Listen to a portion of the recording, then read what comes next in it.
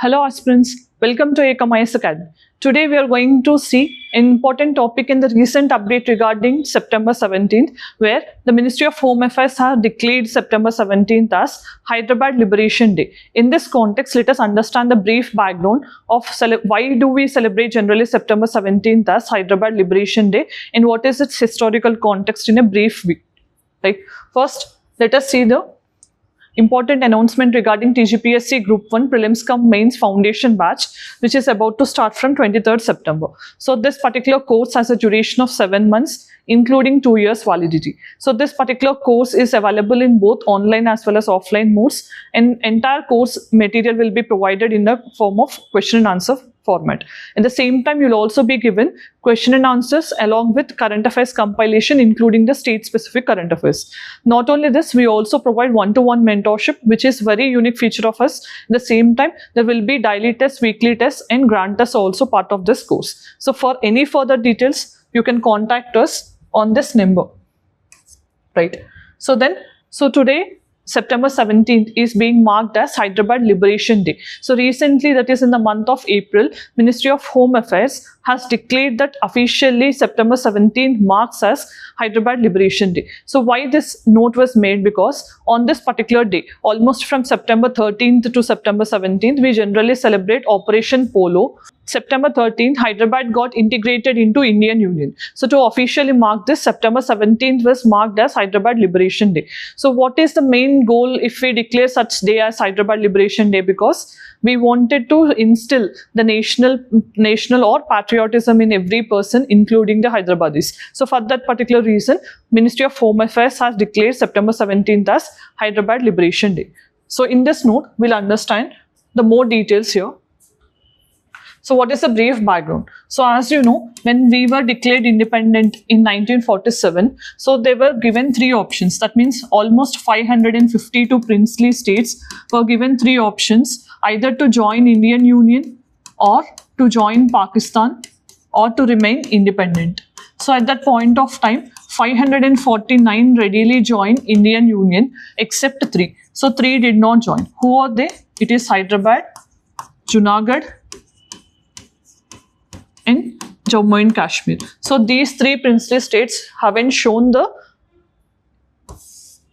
acceptance of joining Indian Union. At this point of time, with respect to Hyderabad, Sardar Vallabhbhai Patel, the then Home Minister of India, has taken charge to integrate this into Indian Union by launching Operation Polo.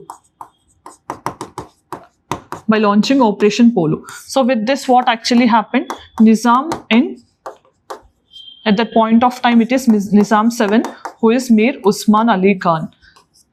So this person and Government of India has signed a standstill agreement saying that defense, foreign affairs and communications will be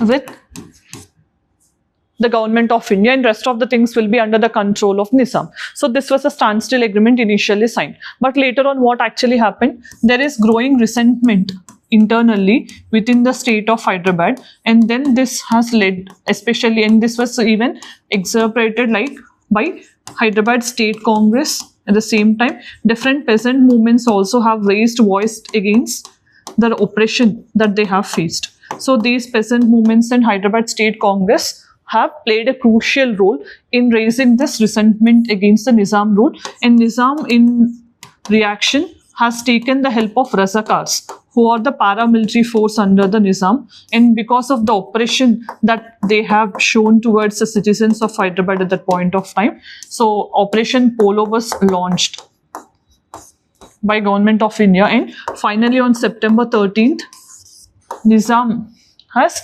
acceded or integrated Hyderabad Union into Indian state. So this is what you have to understand, Hyderabad state into Indian Union. So this is a brief background.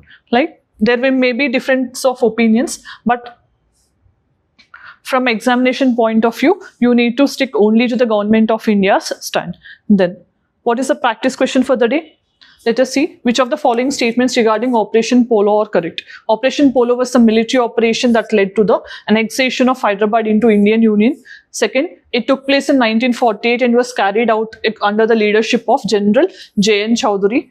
Then operation is also known as the Hyderabad Police Action. So how many of these are correct? Try to put your answer in the comment section. Then, as we have reached the end of the video, today we have discussed about why September 17th is officially marked as Hyderabad Liberation Day and what is the brief background regarding this particular day along with practice question in this video. If you like the video, do let us know in the comment section. Thanks for joining. Have a great day.